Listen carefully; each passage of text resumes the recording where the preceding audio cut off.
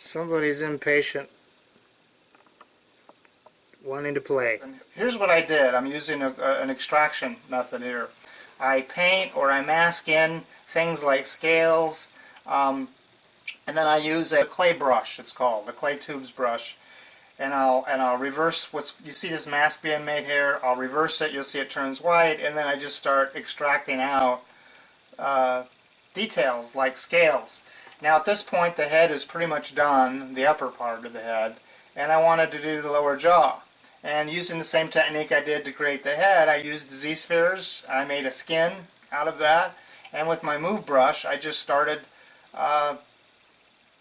playing around, basically removing geometry or sculpting into the geometry to create a place for the tongue. And later the teeth to rest in. I'm making the lower jaw. I'm masking it off here using the control key and using the standard Damien brush, it's called. I'm painting in the mask. Then I reversed the mask.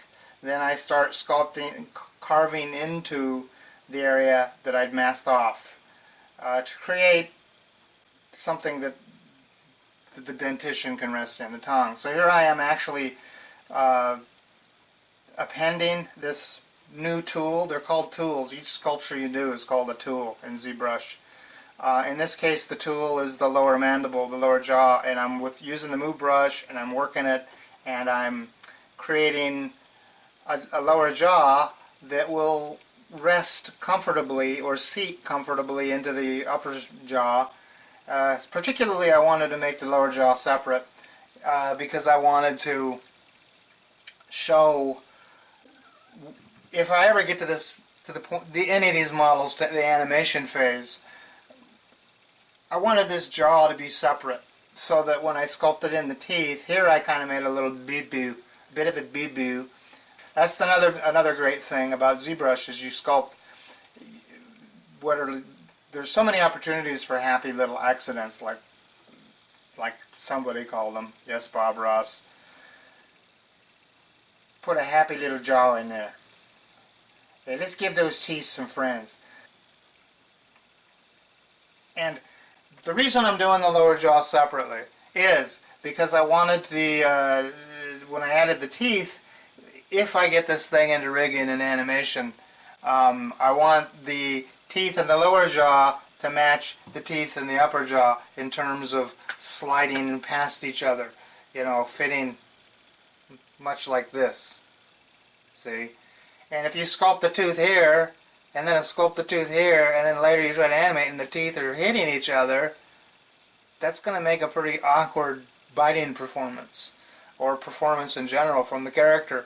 So you just sculpt. I got in the habit, as rule of thumb, to sculpt these pieces as separate pieces and then integrate them together later in the rigging process. So here I'm starting to work on proportions of the jaw. You can see I'm using what's called a transpose tool, which only if you actually want to learn ZBrush do you need to know what that is. But it allows me to proportion, mask off an area, make it bigger, make it smaller, to get the proportions right. You can scale it up, you can scale it down, you can rotate, you can move.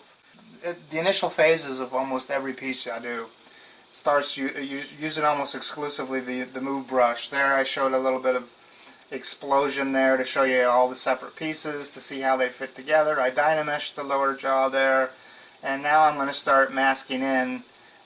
This is another beautiful thing. You can mask it rather than meticulously sculpting in every little scale and every little scoot and every little nodule. You can mask all these in, reverse the mask, extract them out, extracting them from the mesh because it's masked off and separately from the rest of the mesh. They're called meshes, by the way, in the digital sculpting realm.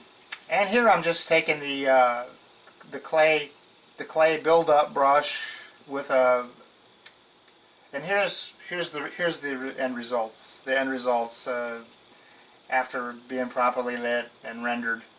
That's the head. Then it was time to move on to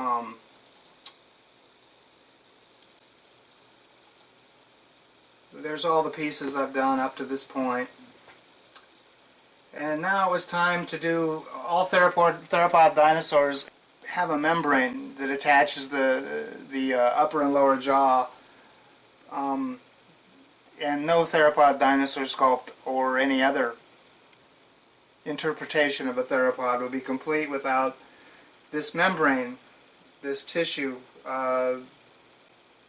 between the upper and lower jaw. And that's what I did. Is I took a simple plane, I appended it to this sculpture, and I formed it into this membrane between the upper and lower jaw. And here I'm just showing you how, using the move tool again as usual, and then a standard Damien brush or the clay buildup brush with an alpha, the appropriate alpha, I'm putting in the detail in this membrane.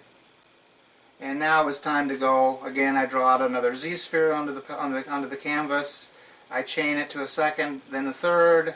Why am I doing this? Oh, why? Well, then I move this chain into position, and I'm creating the neck, in this case, for my dinosaur. At this point I was calling it a Metriacanthosaurus, but it turns out there's no such thing, and there is a Metriacanthosaurus, but it's a Jurassic animal, nowhere near related to the Tyrannosaurid family. In fact, it's a Megalosaur. So I called it the wrong thing because I was a little rusty on my paleontology. I knew I'd heard of a Metriacanthus, and I was thinking that was a Tyrannosaurus rex, or a Tyrannosaurid, but it wasn't. So I ended up calling it something else later. But here I'm using that same chain that I built. I turned it into an adaptive skin, or an editable mesh. Editable meaning I can start sculpting on it. I can start moving around with the move brush. And here I want to take it. I want to put it back with the head that I sculpted, so I can get some more appropriate or more accurate proportions. Now I'm starting to actually sculpt a little bit. This is the neck and torso, if I hadn't already said that. The clay buildup brush, building in the basic muscle structure, the cannon of the chest. You can kind of see for yourself what I'm doing. But what I did now is I divided the mesh and I made it higher geometry. Higher frequency sculpting is now possible. I like getting as much shape and form into a given piece as I can before dividing the geometry, because as soon as you divide the geometry or increase the resolution of your mesh, then you automatically have a lot more memory requirements. Not my memory, mine's shot, but the computer memory, the RAM, the processor speed, the RAM speed.